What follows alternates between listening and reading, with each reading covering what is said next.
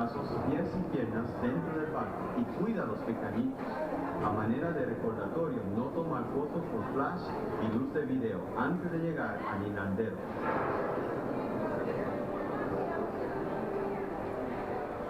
Prepare yourself.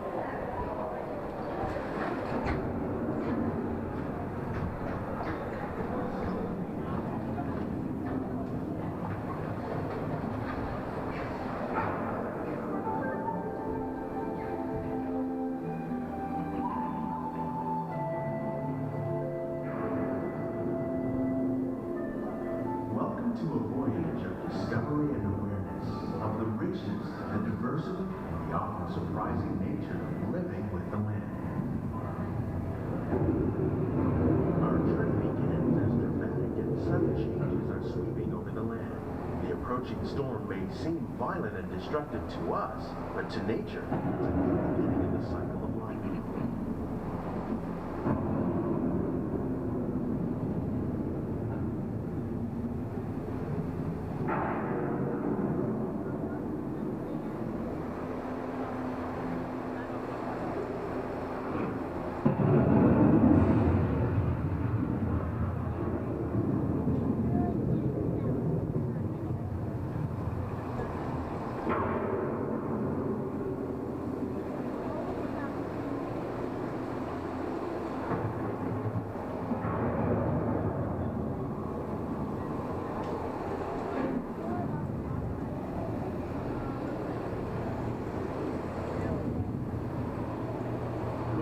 The surface of the land, roots trap water from the flowing mud, extracting precious nutrients and minerals. These elements, when combined with sunlight, create the diverse living systems of our planet.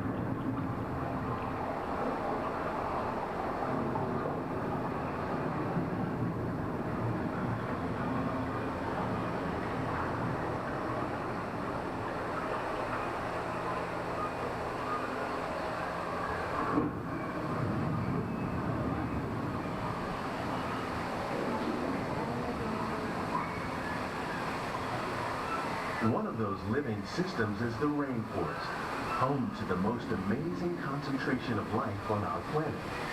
These dense and beautiful forests cover only a tiny portion of the Earth's surface, but they contain more than half of its plant and animal species. Rainforests are also extremely rich and productive living systems, providing us with oxygen, food, medicine, and other elements essential to our lives.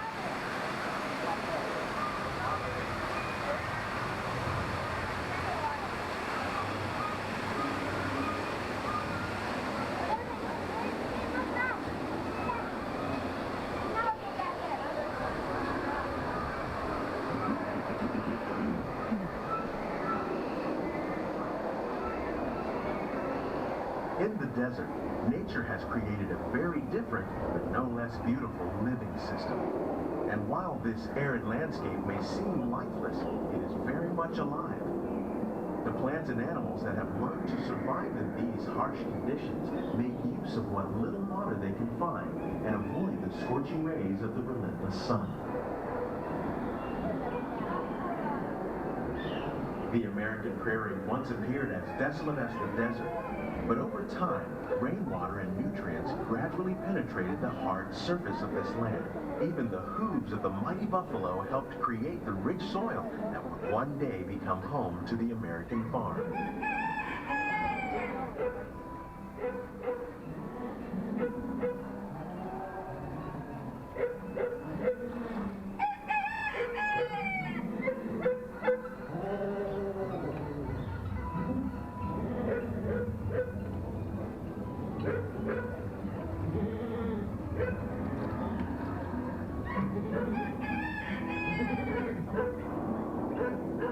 Of all the forces at work on the land, humans have had one of the most profound effects.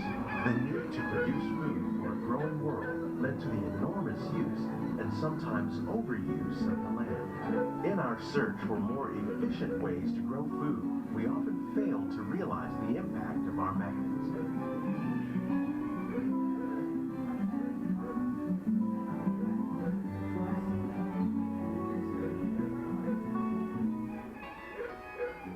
Today, Today, we're learning to live with the land, discovering better ways to grow food that will assure both human and environmental well-being. In Saudi Arabia and Mexico, we're learning to produce food on desert seacoasts by developing and planting crops that thrive on salt water. Here at Epcot, we're learning to reduce the need for pesticides by using natural predators like ladybugs and wasps to control pests. In Japan, we're learning that by adding composted leaves and other plant material to our soil, we can reduce the need for fertilizers. In farmlands across America, we're learning that by plowing under vegetation containing natural fertilizers, we can enrich the soil without the use of chemicals. In Saudi Arabia and Mexico, we're learning to produce food on desert seacoasts by developing and planting crops that thrive on salt water. Here at Epcot, we're learning to reduce the need for pesticides by using natural predators like ladybugs and wasps to control pests. How will we meet tomorrow's growing needs for food production, yet still respect the needs of the land? Some of the answers are being discovered just ahead.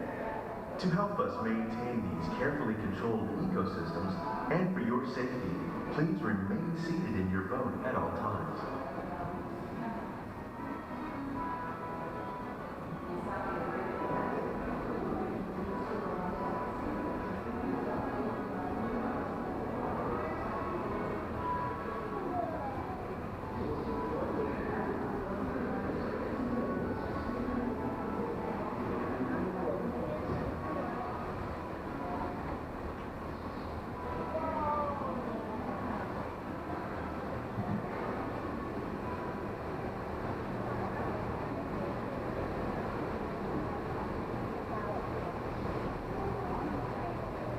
Welcome to our living laboratory, where scientists from Epcot and the U.S. Department of Agriculture are exploring innovative ways to produce bountiful harvests now and into the future.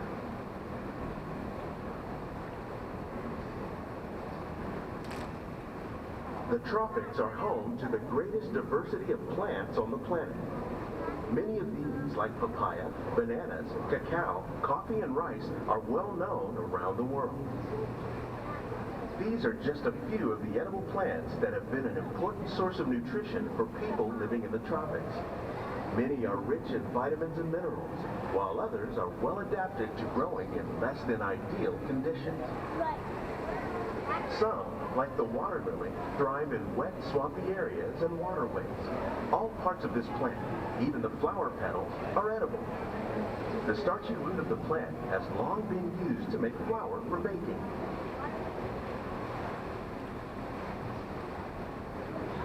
One day, many of these lesser-known tropical plants may be as important as the bananas growing on both sides of the boat. More than 28 million tons of bananas are eaten annually, making it the most popular fruit in the world.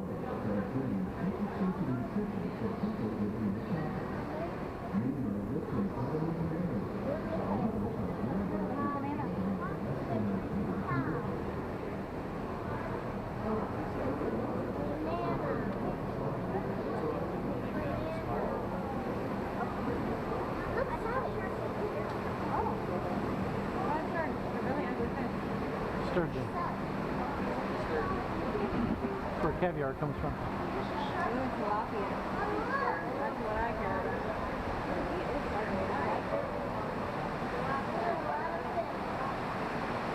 When we mention farming, you probably don't think of fish.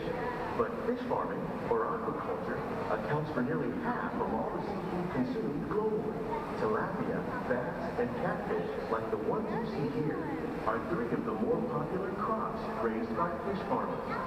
The sustainable system we're using here recycles the water in the tanks.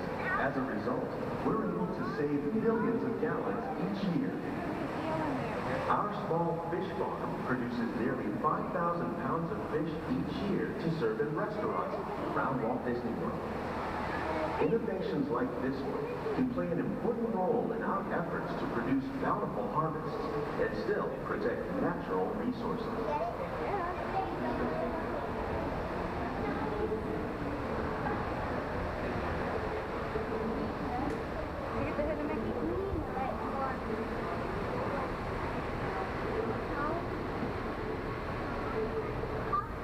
While there are more than 50,000 edible plant species in the world, most of us are only familiar with the handful that make up our everyday diet. The common grains growing here, wheat, maize, sorghum, and millet, plus rice, account for nearly 2/3 of our global food consumption. Learning how to increase yields of these staples is an important goal of research around the world.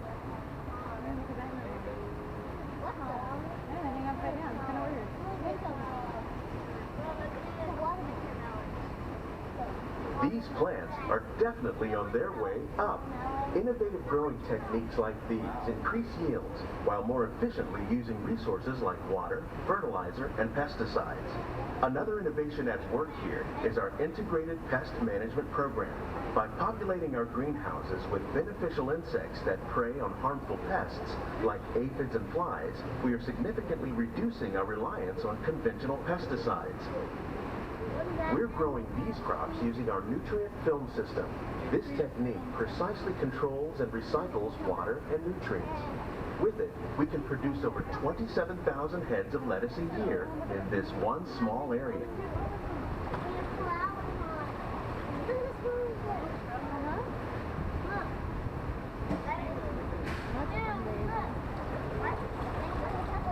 Some of our best ideas have been inspired by nature, like these fruit and vegetable trees.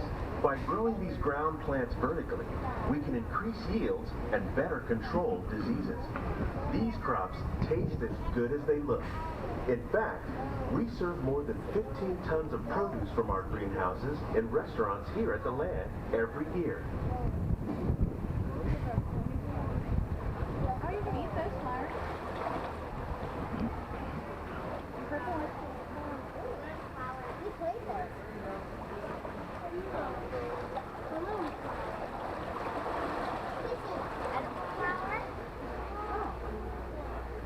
The future of agriculture may include innovative ideas like this vertical growing system. Plants grown in this way use a fraction of the space required by traditional growing methods. That saves water and increases production. The aquaponics system on your left combines hydroponics with aquaculture. The fish provide a natural source of fertilizer for the plants, and the plants help keep the water clean for the fish. It's another great way to produce more while using less.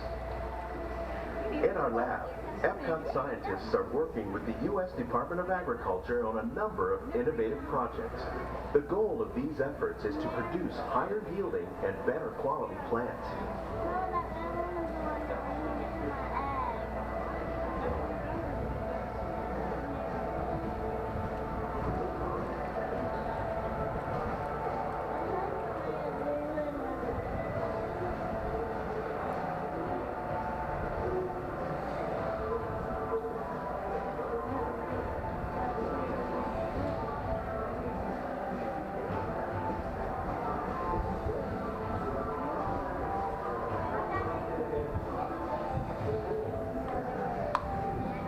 These greenhouses represent just a fraction of the work being done worldwide to produce bountiful harvests for our growing population.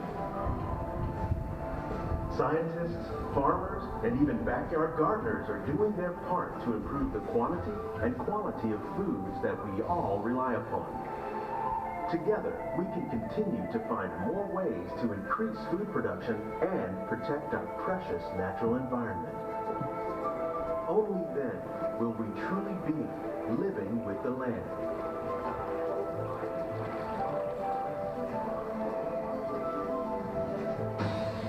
On behalf of Walt Disney World, we hope you've enjoyed this unique journey through our living laboratories.